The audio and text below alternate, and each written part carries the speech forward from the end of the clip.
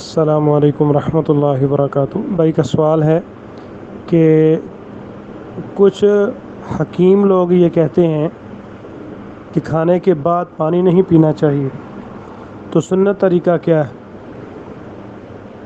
اللہ کے رسول صلی اللہ علیہ وآلہ وسلم کا معمول مبارک یہ تھا کہ آپ فرمایا کرتے تھے کہ آدم کے بیٹے کے لیے کھانے کے چند لقمے ہی کافی ہیں جو اس کی کمر کو سیدھا رکھ سکیں اور وہ زندہ رہ کر اللہ تعالیٰ کی عبادت کر سکے۔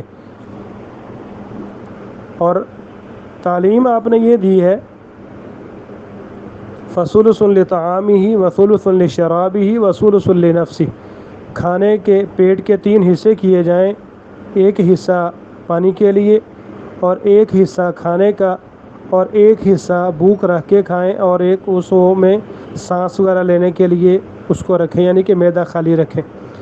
تو نبی صلی اللہ علیہ وآلہ وسلم نے کھانا کھانے کے دوران بھی پانی پیا ہے اور بعد میں بھی پانی پیا ہے، دونوں طریقے آپ صلی اللہ علیہ وآلہ وسلم سے ثابت ہیں۔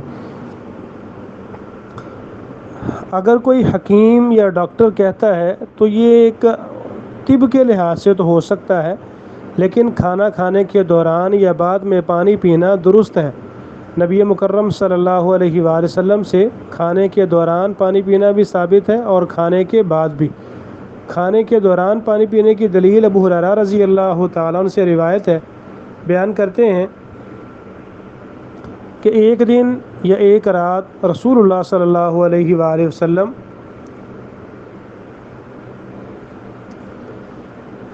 باہر نکلے، سیدنا ابو بکر سیدنا عمر فاروق رضی اللہ تعالیٰ عنہما سے بھی ملاقات ہوئی، تو آپ صلی اللہ علیہ وآلہ وسلم نے ان دونوں حضرات سے فرمایا اس وقت تمہارا اپنے گھروں سے نکلنے کا سبب کیا ہے؟ ان دونوں حضرات نے عرض کیا کہ بھوک، اے اللہ کے رسول صلی اللہ علیہ وآلہ وسلم، بھوک کی وجہ سے ہم باہر نکلے ہیں۔ آپ صلی اللہ علیہ وآلہ وسلم نے فرمایا کہ قسم ہے اس ذات کی جس کے ہاتھ میں میری جان ہے، میں بھی اسی وجہ سے نکلا جس وجہ سے تم دونوں نکلے ہو، اٹھو کھڑے ہو جاؤ۔ دونوں حضرات کھڑے ہو گئے تو آپ صلی اللہ علیہ وآلہ وسلم ایک انصاری صحابی کے گھر تشریف لائے۔ وہ انصاری اپنے گھر میں نہیں تھے اور انصاری صحابی کی بیوی نے دیکھا تو مرحبا اور خوش آمدید کہا۔ رسول اللہ صلی اللہ علیہ وآلہ وسلم نے اس انصاری کی بیوی سے پوچھا کہ فلاں کہاں ہے؟ تو انہوں نے عرض کیا کہ وہ ہمارے لیے میٹھا پانی لینے گئے ہیں۔ اسی دوران انصاری صحابی بھی آ گئے تو اس انصاری صحابی نے رسول اللہ صلی اللہ علیہ وآلہ وسلم اور آپ صلی اللہ علیہ وآلہ وسلم کے ساتھیوں کی طرف دیکھا اور پھر کہنے لگے کہ اللہ تعالیٰ کا شکر ہے کہ آج میرے مہمانوں سے زیادہ کسی کے مہمان معزز نہیں ہیں، اور پھر چلے اور کھجوروں کا ایک خوشہ لے کر آئے جس میں کچی اور پکی اور خشک اور تازہ کھجوریں تھیں، اور عرض کیا کہ ان میں سے کھائیں، اور انہوں نے چھری پکڑی اور جانور ذبح کرنے لگے۔ رسول اللہ صلی اللہ علیہ وآلہ وسلم نے ان سے فرمایا کہ دودھ والی بکری ذبح نہ کرنا۔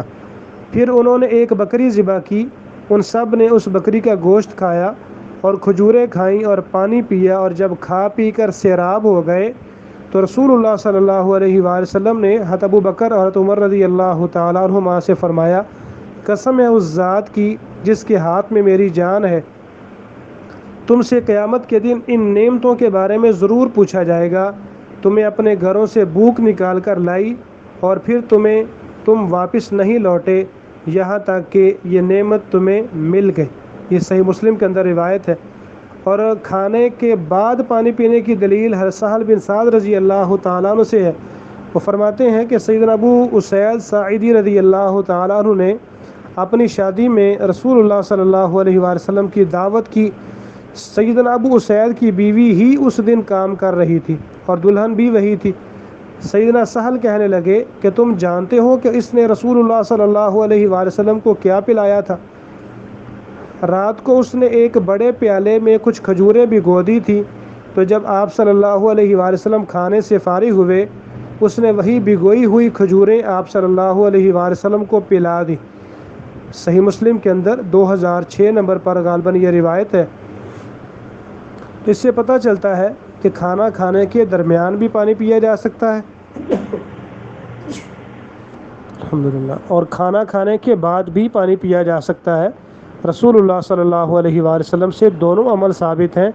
ہاں البتہ کسی کی مرض کی وجہ سے اگر کوئی معالج اس سے یہ کہتا ہے کہ آپ کھانے کے اینڈ پہ پانی نہ پئیں تو ان کو ان کی تجویز پہ عمل کر لینا چاہیے، لیکن سنت یہ ہے کہ دونوں طریقے ہی آپ صلی اللہ علیہ وآلہ وسلم سے ثابت ہیں۔